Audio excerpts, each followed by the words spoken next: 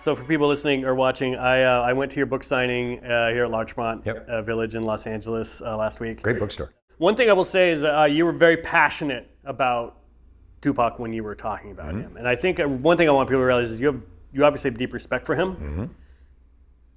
So tell me the story, and this is one of the stories you told at the book signing. Tell me about the Doobie story. So happy you're asking this one. All right, so Tupac is with Digital Underground, and Digital Underground has a gig in LA. And Digital Underground, if people don't know, was this kind of hip hop collective, really. I always compare them to the Grateful Dead, where it's like you never know who's going to show up. But Shock G was a big guy, Money B was a big guy, Chopmaster J, and they did, obviously, the Humpty Dance is a famous song they did.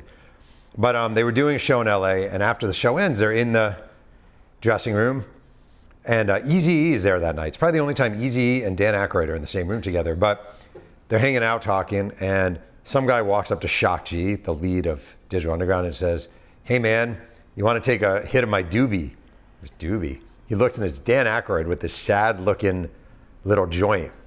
And Shock G was a huge movie guy, Ghostbusters, Spies Like Us, all this stuff. New Dan and Aykroyd's like, "Man, I got a new movie coming out. I love what you guys do.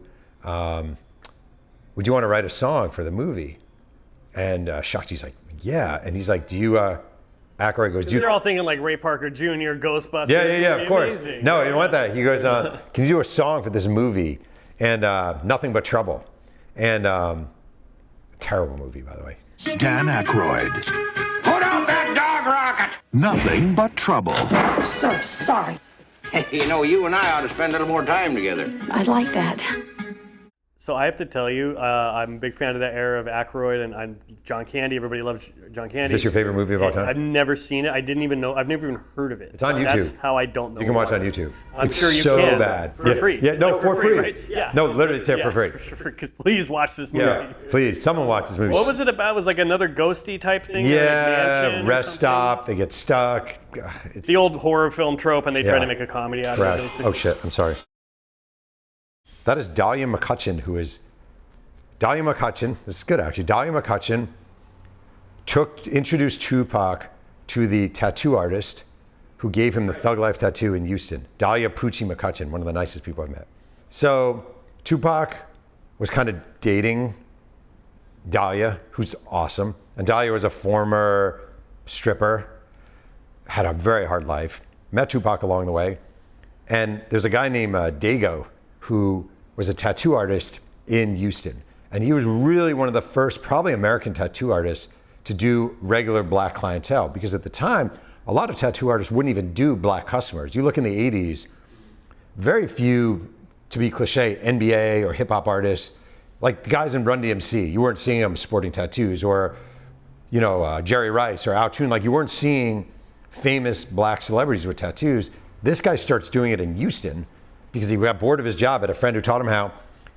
Guys start coming to his shop. He opens a shop. He's doing the Rockets. He's doing the Oilers. Poochie McCutcheon goes there, gets some tattoos. Tupac goes to meet Poochie in Houston. She takes him to this tattoo shop. This guy Dago is a tattoo artist, and he has like a piece of paper with the design for Thug Life with kind of a bullet over the eye. And Dago did it on his stomach. Took him a couple hours. Tupac tipped him $100, and that's the Thug Life. And the thing is, I mean, this to me is funny because it hasn't felt controversial. I don't think it is controversial, but the way things are these days, Thug Life came to embody something, and it came to embody something to Tupac. But the truth of the matter is, he got the tattoo, goes back, shows his manager Watani. I interviewed Watani for the book. He's a great guy, and he's like, "What the fuck did you do that for?" He's like, "You don't like it?" He's like, "No, I don't like it."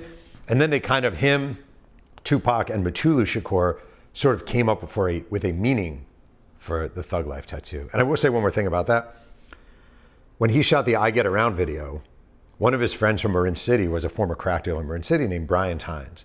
I interviewed Brian Tynes for the book, and he was a crack dealer. And Tupac said, "We're filming a video in LA, why don't you come down?" And if you watch the video, Brian Tynes is pulling up first and he's in the car. Tupac shows him his new Thug Life tattoo. And he's like, "Yo, Brian, what do you think about it? Check out my new tattoo." Brian Tynes is like, "Oh, yeah." And Tupac's like, "You don't like it?" And he's like, "Nah, it's cool." But he told me later, Brian Tynes did, he said, the minute he stopped selling crack, Brian, he was no longer a target. Like he felt like the minute I stopped selling crack, I was no longer a target and everything became much more relaxed in my life. He's like, the moment Tupac tattooed Thug Life onto his chest, he was making himself a target. And Brian, in a way, was like, make your money, move to Beverly Hills, have your white neighbors, wear a sweater, you know, like do whatever you have to do to get out. And he viewed that tattoo in a way, a much more negative way. So that was very interesting. Long story short, Dan Aykroyd says, I'd love for you guys to do a song for this movie. And Shakti's like, oh, absolutely. And he goes, Aykroyd says, do you think you could have an organ in it? He's like, yeah, man. And then he Why says, do you want the organ? because it's part of the movie. You'll see when your IQ drops 17 points and you watch this. And he said, Shakti goes, well, what kind of song do you want? It's just that same kind of song. Do that same song. And if you watch the movie, Tupac is in the movie. Tupac's actual motion picture debut is this movie. He's wearing a New York Yankees jersey. He's got his kind of tilted fade, and he's lip syncing song lyrics he didn't even sing. He's doing the all around the world the same song, even though he has a great rap verse in that song. Hilarious. Yeah. I'm surprised Aykroyd wasn't like, there's this Huey Lewis song that we really like. If you could just give us a sound alike, that'd be great. Dude. Love you, Lewis.